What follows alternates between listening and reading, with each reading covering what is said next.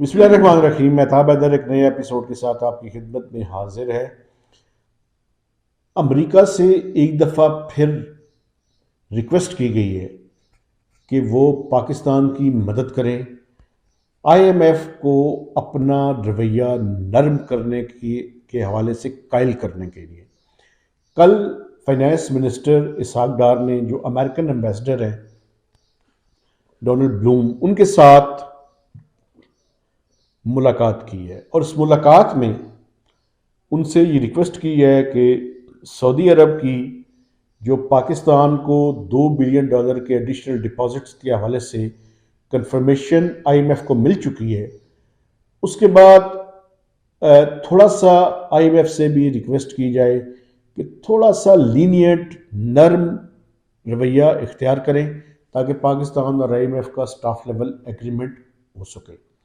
इससे पहले 3 दफ़ा वो अमेरिकन एम्बेसडर से अंडर यूएस ट्रेडी की सेक्रेटरी से वो जूम पे और ऑनलाइन मीटिंग्स कर चुके हैं और उनसे रिक्वेस्ट कर चुके हैं कि वो पाकिस्तान की इस सिलसिले में मदद करें।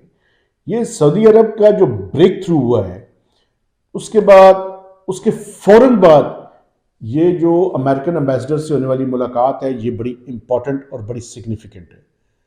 अब इसमें एक इशू रह गया है और वो है कि यूएई से या तो हम डिपॉजिट लें, लेकिन बहुत से लोगों का ख्याल है कि यूएई शायद ये डिपॉजिट एडिशनल ना दे।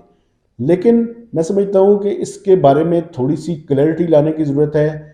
या तो यूएई से रिक्वेस्ट की जाएगी या चाइना से भी अभी पाकिस्तान का एक हाई पावर डेलीगेशन गया हुआ था। अभी तक तो हुकूमत पाकिस्तान इनकारी है कि उन्होंने किसी एडिशनल की बात नहीं की, लेकिन मैं समझता हूँ कि रिक्वेस्ट हम ज़रूर कर रहे हैं। अब हम कोई एम्बैरसिंग सिचुएशन नहीं क्रिएट करना चाहते चाइना के लिए, इसलिए हम कोई कंफर्मेशन इसके बारे में नहीं दे सकते अभी। लेकिन या यूएई से या चाइना से ये $1 बिलियन का जो एडिशनल डिपॉजिट है उसकी बात की जाएगी। उसके बाद कमर्शियल फाइनेंसिंग की बात भी है, लेकिन आईएमएफ के प्रोग्राम की रिवाइवल से पहले ये कमर्शियल फाइनेंसिंग देने के लिए शायद बैंक्स तैयार नहीं है। तो इसलिए इन दोनों ममालिक से वो लेके $3 बिलियन हो जाएगा और जब $3 बिलियन हो जाएगा तो स्टाफ लेवल एग्रीमेंट हो जाएगा और जब स्टाफ लेवल एग्रीमेंट के बाद जो बकाया $3 बिलियन हैं वो मैनेज करने में पाकिस्तान को आसानी होगी। तो ये जो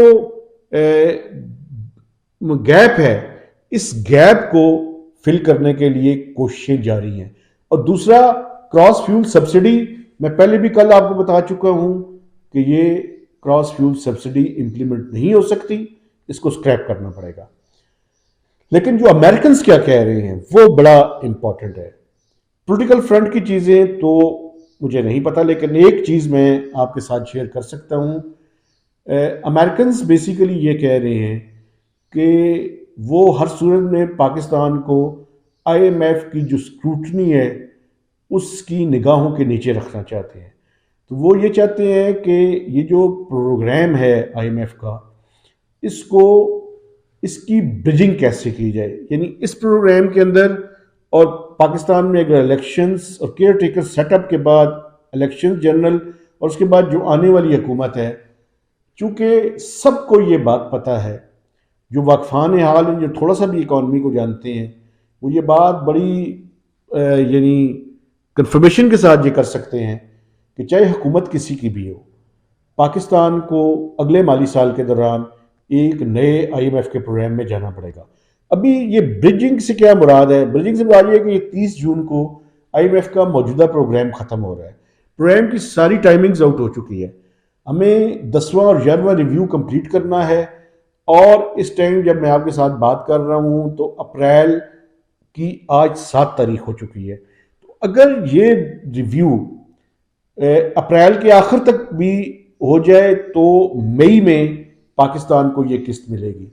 जब मई में ये किस्त मिलेगी तो उसके बाद आईएमएफ का डेलीगेशन पाकिस्तान में आएगा तो उनकी मर्जी के मुताबिक एक बजट बनाना पड़ेगा। 30 जून तक अगर हम ये प्रोग्राम कंक्लूड कर सकते, जो कि मैं समझता हूँ मुमकिन नहीं रहा, तो शायद इस प्रोग्राम की ड्यूरेशन में फॉर फ्यू मंथ्स इजाफा किया जाए, ताकि इस प्रोग्राम का टाइम पीरियड उस टाइम तक एक्सटेंड किया जाए जब तक इस हुकूमत का टेन्योर ख़त्म नहीं हो जाता।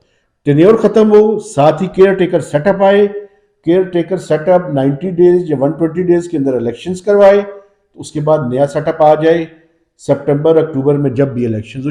चूंकि अगले माली साल के दौरान जो एक्सटर्नल डेट सर्विसिंग है वो $27 बिलियन की है, और अगर 8 से 10 बिलियन डॉलर का करंट अकाउंट डेफिसिट लगा दिया जाए तो ये रिक्वायरमेंट 35 बिलियन डॉलर्स तक पहुंच जाती है। इतनी बड़ी रिक्वायरमेंट के लिए आईएमएफ के अलावा हमारे पास शायद और कोई ऑप्शन नहीं है, और आईएमएफ का एक बड़े साइज का प्रोग्राम पाकिस्तान को लेना पड़ेगा। लेकिन मसला ये है कि पाकिस्तान जो शेयर्स है पाकिस्तान के, उससे ज़्यादा प्रोग्राम नहीं लिया जा सकता। पाकिस्तान का एक कोटा है, उस कोटे से ज़्यादा हम आईएमएफ के जो रिसोर्सेज हैं उनको यूटिलाइज नहीं कर सकते। लेकिन जब आप आईएमएफ के प्रोग्राम में चले जाते हैं तो फिर बाकी मल्टीलैटरल और बायलैटरल्स आ जाते हैं, उस सारे मिल के पाकिस्तान की जो फाइनेंसिंग की नीड्स हैं उनको पूरा करने की कोशिश करेंगे। एक मुश्किल सूरत हाल है, हुकूमत किसी की भी आए, ये कांटों की सेज होगी, ये फूलों की सेज बिल्कुल नहीं होगी। तो इस सारी मुश्किल सूरत हाल से बाहर निकालने का वाहिद रास्ता यही है कि पूरी की पूरी कौम इस बात के लिए तैयार हो जाए कि हमने इस मुल्क में पॉलिटिकल स्टेबिलिटी के बाद जो सबसे इम्पॉर्टेंट काम करना है वो ये करना है कि अपनी एक्सपोर्ट्स को बढ़ाना है। और एक्सपोर्ट्स को बढ़ाना, मैंने एक लफ्ज़ अदा कर दिया, उसके पीछे बहुत से स्पेड वर्क की और होमवर्क की ज़रूरत है। ये बातों से एक्सपोर्ट को नहीं बढ़ाया जा सकेगा, उसके लिए मुतअद्दिद काम करने पड़ेंगे, जिस पे मैं आइंदा किसी व्लॉग में आपके सामने वो बयान करूँगा। उसके लिए कम्पिटिटिवनेस चाहिए, उसके लिए रॉ मटेरियल चाहिए, उसके लिए बिजली चाहिए, गैस चाहिए, यूटिलिटीज़ की फरावानी चाहिए, स्किल्ड वर्कफोर्स चाहिए। उसके लिए पूरी की पूरी हुकूमत की मशीनरी को तैयार करना पड़ेगा कि वो एक्सपोर्टर्स को फैसिलिटेट करें, ना कि अपनी छोटे से मफाद के लिए एक्सपोर्टर्स के रास्ते में प्रॉब्लम्स क्रिएट करें। अपनी लॉजिस्टिक्स को, ट्रांसपोर्ट के निज़ाम को, हर तरह के निज़ाम को एफिशिएंट करना पड़ेगा, जो कि इस टाइम एफिशिएंट बिल्कुल नहीं है। बल्कि हर कोई अपनी छोटी सी बाउंटी के लिए एक्सपोर्टर्स को एक्सप्लॉइट करने के लिए तैयार है। तो ये पूरी की पूरी कौम को इसके लिए तैयारी करनी पड़ेगी, ये बातों से नहीं होगा। तो मेहताब हैदर को नए व्लॉग तक इजाज़त दीजिए। खुदा हाफिज़।